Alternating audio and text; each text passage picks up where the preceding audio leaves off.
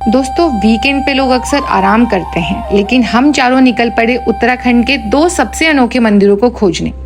एक ऐसा मंदिर जो पाताल की तरह एक गहरी घाटी की गुफा में छिपा है, और दूसरा जो सीधे आसमान को छूता हुआ 10,000 फीट ऊंची खड़ी चट्टान पर है। तो अब हम निकल चुके हैं हेलंग से कल्पेश्वर के लिए। ये हमारा अनप्लान था, हम लोग आए थे वैसे कार्तिक स्वामी, पर कहते हैं कि जहाँ का बुलावा होता है दर्शन वही मिलते हैं। लोकल जीप से उतर के जब हम कल्पेश्वर मंदिर की तरफ बढ़ने लगे तो चारों तरफ का नज़ारा देखकर हम सब हैरान थे। उर्गम घाटी जितनी खूबसूरत है उतनी ही शांत भी है। रास्ते में दूर दूर तक कोई शोर नहीं था, बस हमारे कदमों की आवाज़ और पहाड़ों की ठंडी हवा थी। बिना अपनी गाड़ी के सफ़र करने का फ़ायदा एक यह भी होता है कि आप जल्दबाजी में नहीं होते। आप रुकते हैं, वादियों को देखते हैं और बस चलते जाते हैं। सामने कल्पगंगा नदी बह रही थी और उस पानी की आवाज़ के साथ साथ हम बस महादेव की उस रहस्यमयी गुफा की तरफ कदम बढ़ा रहे थे।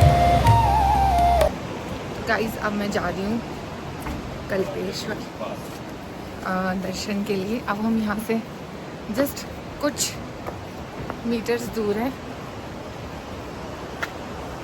तुझे कैसा लग रहा है यहाँ आगे? इधर पहला केदार है ना? ये मेरे छोटे भाई का पहला केदार है एंड ये मेरा 4th है। बाय भगवान की कृपा से मेरा 4th है।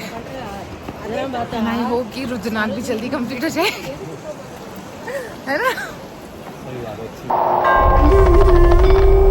उत्तराखंड की खूबसूरत उर्गम घाटी में कल्पगंगा नदी के तट पर स्थित है कल्पेश्वर महादेव। यह पावन धाम पंच केदारों में से पंचम केदार यानी 5वां केदार माना जाता है। पौराणिक इतिहास के अनुसार महाभारत युद्ध के बाद जब पांडव अपने पापों से मुक्ति के लिए भगवान शिव को ढूंढ रहे थे, तब महादेव ने एक बैल का रूप धारण किया था। जब पांडवों ने उन्हें पहचान लिया तो वे धरती में समा गए और उनके शरीर के 5 हिस्से अलग अलग स्थानों पर प्रकट हुए।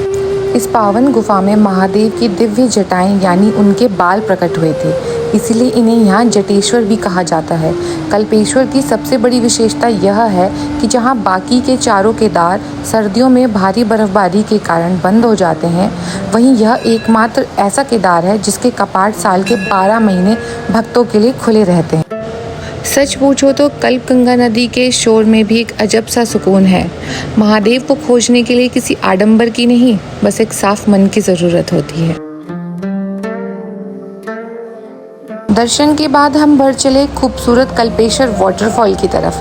पहाड़ों का ये ठंडा पानी रास्ते की बची कुछ ही थकान को एक पल में धो देता है। मुसाफिर बनने का ये सिलसिला हमें ले आया ध्यान बद्री मंदिर की ओर। उर्गम घाटी के इसी शांत परिसर में भगवान विष्णु ध्यान मुद्रा में विराजमान है। यहाँ की खामोशी में एक ऐसी ऊर्जा है जो सीधे दिल को छूती है।